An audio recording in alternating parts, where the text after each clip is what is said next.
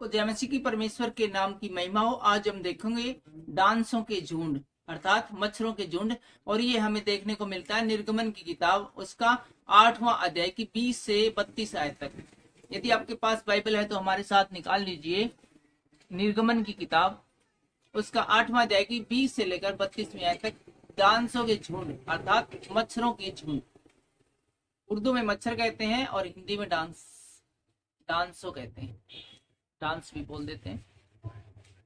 फिर यहोवा ने मूसा से कहा, सवेरे उठकर फिरौन के सामने खड़ा होना, वह तो जल की ओर आएगा, और उससे कहना, यहोवा तुझसे यह कहता है, मेरी प्रजा के लोगों को जाने दे कि वे मेरी उपासना करें। यहाँ पर एक बार फिर से निर्देश देता है यहोवा परमेश्वर मूसा को कि सुबह उठ के तू उधर जाना, पानी की तरफ जाना, जल की ओर जाना, और वो आएगा और तू पर उसके सामने फिरौन के सामने खड़ा होना और उससे कहना, क्या कहना, यहोवा तुझसे कहता मेरी प्रजा के लोगों को जाने दे कि वे मेरी उपासना करें। एक बार फिर से बार बार यहोवा परमेश्वर है फिरौन के पास मैसेज भेज रहा है कि मेरी प्रजा को जाने दे, लेकिन वो जाने नहीं दे रहा है क्योंकि परमेश्वर ने स्वयं उसके मन को कठोर कर रखा है।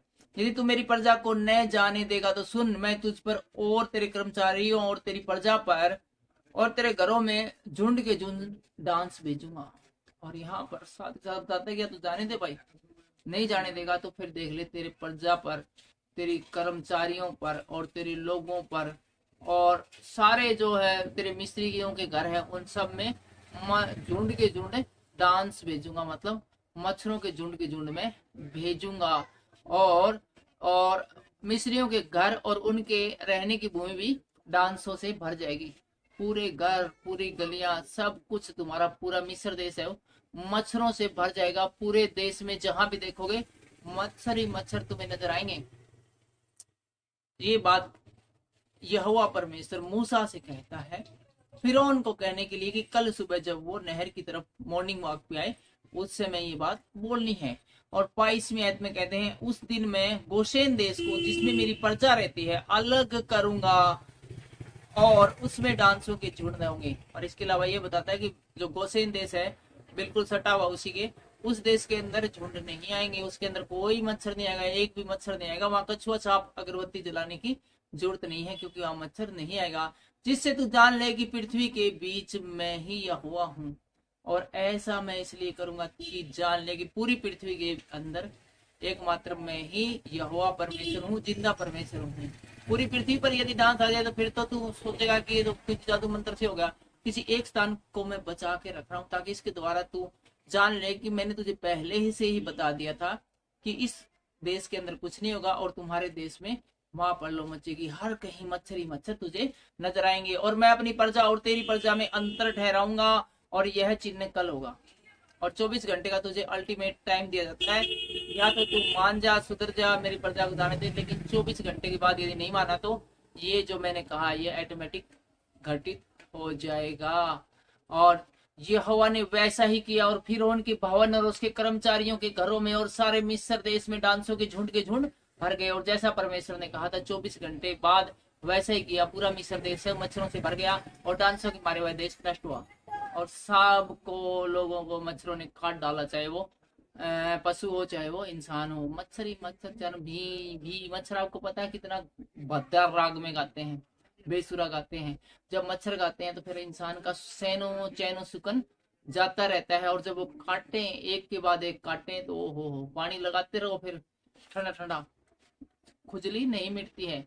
कितना बड़ा आक्रमण था मच्छरों के द्वारा। तब फिरौन ने मूसा और हारून को बुलवाकर कहा, तुम जाकर अपने परमेश्वर के लिए इस देश में बलिदान करो। और जब इस प्रकार से मच्छरों ने इन लोगों को काटा, इनका जीना हराम कर दिया, उसके बाद इसने कहा भाई मूसा और हारून को बुलाओ। और जब वो आ गए तब फिरौन ने कहा कि तुम जाकर अपने परमेश्वर के लिए इस देश में बलिदान करो। मूसा ने कहा, ऐसा करना उचित नहीं, क्योंकि हम अपने परमेश्वर के लिए मिस्रियों की घृणित वस्तु बलिदान करेंगे। फिरौन बोला, भाई तुम इसी देश में बलिदान कर लो यार, क्यों तुमने कड़ाई चढ़ा रखी देश की। कहते तो तुम जुओं के कुटकुटियों के झुंड भेजते हो, कभी मेंढकों से हमला कराते हो, कभी मच्छर भेज दिए। इससे पहला पूरी नदी थी, वो जल सारा जितना जल था उसको तुमने खून बना दिया। क्यों ये आड़े टेढ़े से काम कर रहे हो तुम, बुरे कर लो यार, की करोगे 3 दिन के मार्ग पे जाके। मूसा और हारून को बुला के फिरौन कहता है, तो इसके बदले में मूसा कहता है कि ऐसा करना संभव नहीं है, जो हम बलिदान चढ़ाएंगे वो यहाँ पर वैलिड नहीं है, वो ऐसा बलिदान चढ़ाना तुम्हारे देश के लोग हैं वो पसंद नहीं करेंगे। फॉर एग्जाम्पल मैं एक उदाहरण देता हूँ कि हो सकता है किसी देवता किसी देवी के जो बलिदान है वो गाय चढ़ती हो। अब भारत के अंदर वे चाहें कि वो गाय का बलिदान चढ़ाएं तो क्या उसे चढ़ाने देंगे?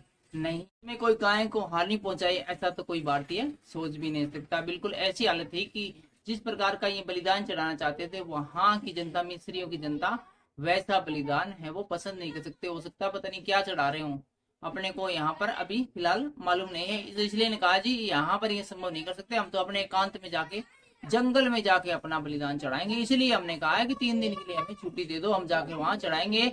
हम जंगल में 3 दिन के मार्ग पर जाकर अपने परमेश्वर यहोवा के लिए जैसा वह हमसे कहेगा वैसा ही हम बलिदान चढ़ाएंगे। और कहता है कि जैसा परमेश्वर हमसे कहेगा हम वैसा ही बलिदान चढ़ाएंगे, लेकिन इस देश में तुम लोगों के देखते हुए हम अपना बलिदान नहीं चढ़ाएंगे।